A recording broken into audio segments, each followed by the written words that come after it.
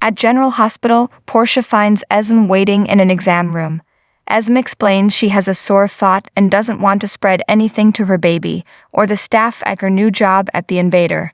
When Esme bemoans having to leave her baby to work, Portia points out Ace is a Cassadine and both he and her are deserving of financial support from Spencer. Esme doesn't want to give Spencer any reason to argue she can't take care of her child, and it's bad enough she can't even get privacy from him and his family. She relays she considered leaving town, but Spencer vowed to follow her wherever she goes. Portia suggests maybe moving is exactly what she needs, as she might be more comfortable without Ace's family watching her every move. Later at the nurse's station, Portia tells Esme that someone will call her with the results of the throat culture, and she gives her a prescription for pain. She says to take care of herself and her baby. Esme thanks her and says she'll think about what she said. In her room, Willow appears to be in pain when a nurse named Clara enters to check on her. Willow admits this hurts way more than she expected and can't get comfortable. Clara says that's common and they just need to find a way to distract her. She asks if she'd like her mom to come in, as she's been camped out here 24/7. Willow is a bit confused, and Clara asks if they don't get along. Willow fills her in about her history with Harmony and realizes in the process that even though she was damaged and not her biological mom, her first instinct is to defend her. Clara explains as a mom, and they are only human, and on their best days, they do what they can. However, when they have those rough days, they have to forgive themselves for not being perfect. Clara can tell she still loves this Harmony, and maybe Harmony didn't have great parents, and maybe she thought she could do better by her. Clara says not repeating our mother's mistakes is the best they can do as mothers. Clara doesn't mean to be nosy, but she assumes the woman outside must be her biological mother. Willow says that's not her mother, it's her mother-in-law, Carly. Clara says it's just a shame her biological mom died without her getting to know her. Willow admits her biological mom is alive and in Port Charles, but she wants nothing to do with her.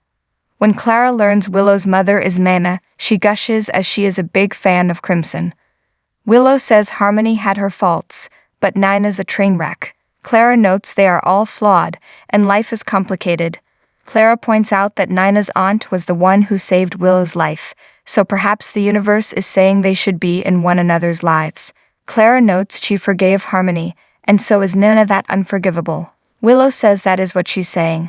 Clara suggests, so if you got a call saying Nina had just died in a car accident, how would you feel? Willow admits when Harmony died and the truth about her came out, she still missed her and never stopped loving her. She even wishes she were still alive. Clara reiterates that her biological mom isn't dead. Willow knows and says Nina wants to be in her and her children's lives. Willow admits if Nina were to die, she'd feel another loss, but it's more complicated with Nina. Clara asks if it has to be. Clara says her relationship with her mom wasn't perfect, but she'd do anything to see her again. Clara is paged and has to go, leaving Willow with her thoughts. Laura stops by Kevin's office to speak to him. He can sense it's important. Laura's made a decision, and she won't be talked out of it. She says she's going to Russia to look for Nicholas, and fills him in on the property in Chechnya. Kevin agrees she should go, and knows there is no talking her out of anything once she's made up her mind, which is why he's going with her. Laura asks Kevin what about his job. He asks the same of her.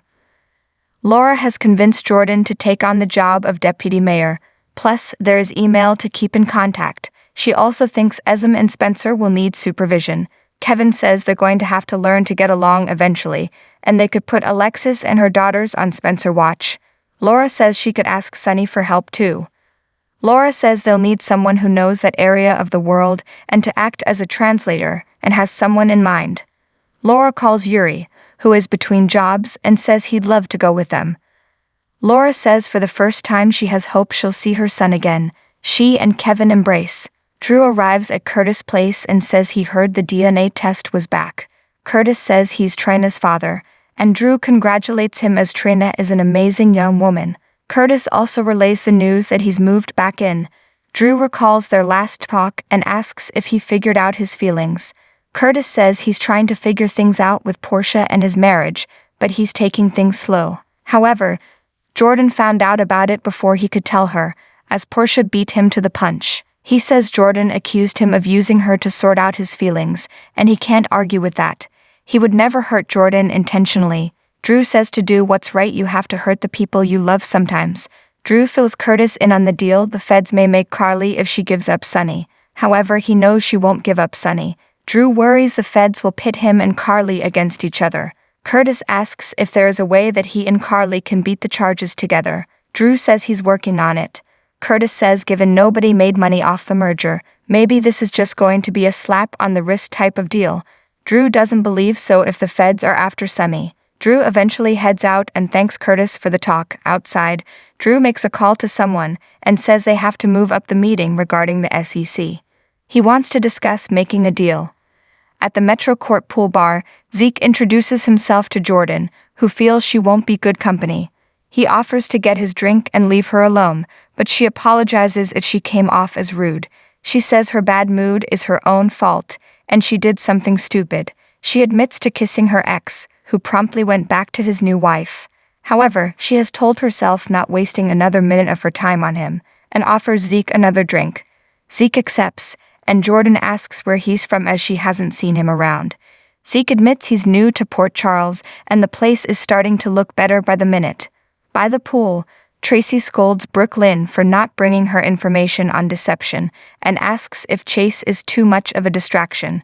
She thinks she should tell him how she pulled strings for him to help keep her focused. Brooke Lynn shushes her and admits she is worried about what she is planning because Sasha, Maxie, and Lucy are her friends. She says they are great bosses and deception is doing well. Tracy taunts, all it's going to change and soon.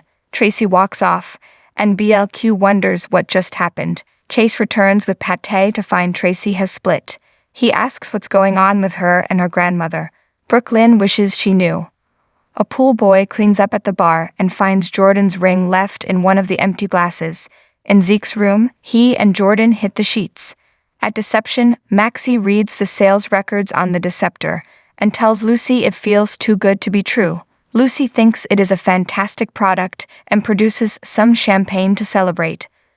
Lucy pours them some glasses and they toast to their success.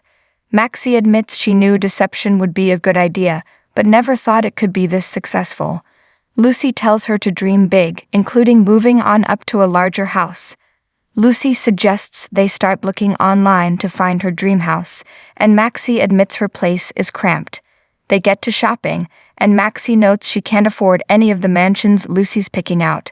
Maxie explains what she's looking for, and Lucy finds her the perfect house.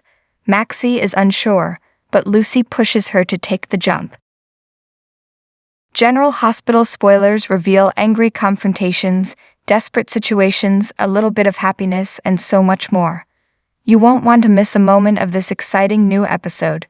Carly, Laura Wright, still can't believe that her grown daughter and son have such animosity towards Sonny, Morris Bernard, that they are begging her to put him in jail so that she doesn't have to be the one to go.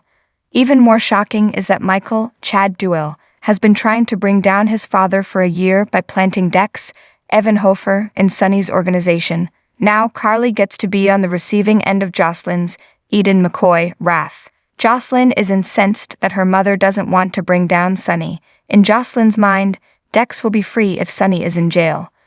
Will Carly tell Jocelyn the mob doesn't work that way when Jocelyn accuses her mother of not having the courage to finish what Michael started?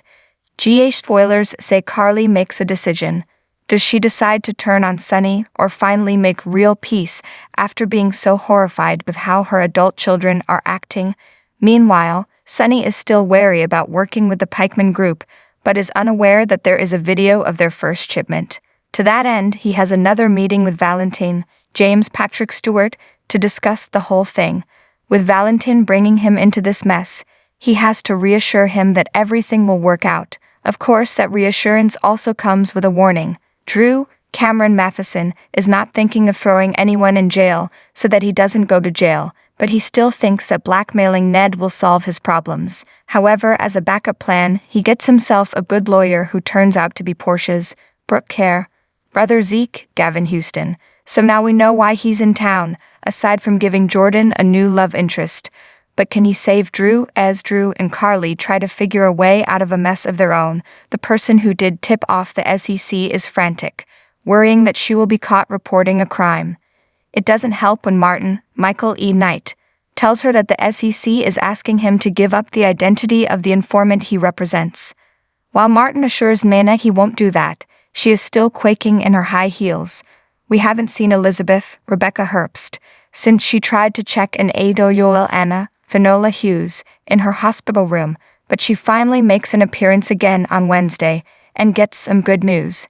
Has she been approved as the new head nurse just as Epiphany, Sonia Eddy, wanted, or does she learn Cameron, William Lipton, is soon coming home for the summer? She thought she was close to losing her job a few months ago, so the position she always dreamed of would be good news indeed.